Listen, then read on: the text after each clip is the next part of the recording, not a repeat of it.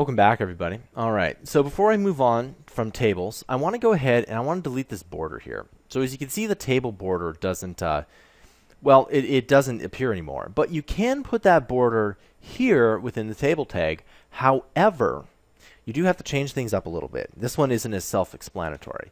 So what you want to do is you want to type in border, and then you have to type in one, in this case, pixel, and you have to type in something like solid black. Okay, and you can see that it works out. But if you go ahead and put 12, you can see that the border is now 12 pixels.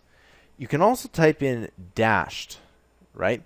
And what it will do is it will change the pixels. So if I change this to 6 here, you can see that you can change it from solid to dashed if you want. Now, watch this. If I go ahead and put this in the table header, you see something similar, and let's just give it a cool color like maroon. Okay, and you can see the same thing happen, and you can change up anything you want here. So if you want to give borders around specific table items, you're more than welcome to, right? So essentially, that's what you need to do.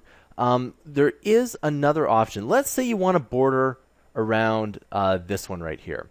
Let's hop into our HTML here, and I'm just going to change the letter that we want to do here. So I'm going to say changed. Okay, and so what we're going to do is we're going to change an item just around this one here.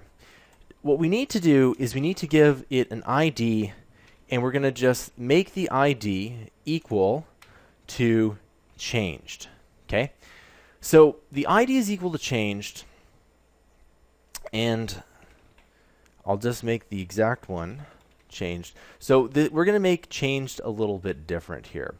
All right, and I can go ahead, and I want it to be in the middle there. There we go. Okay, so now that we have ID changed, remember we can go into the CSS here, and if we type in hashtag changed, right, we can go ahead and give it something cool, and we can just type in border, you know, let's give it like 10.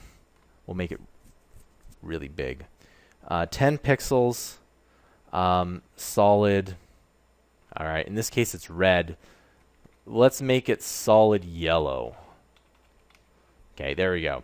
So remember, each one of these tags here can be assigned an ID at any time, and you can go ahead and change anything within the CSS here. So if you need to change, for example, one of these table cells, you just have to find the corresponding tag, and you give it a unique ID. You don't want to give usually when you're doing this, you don't want to give the same ID to multiple tags.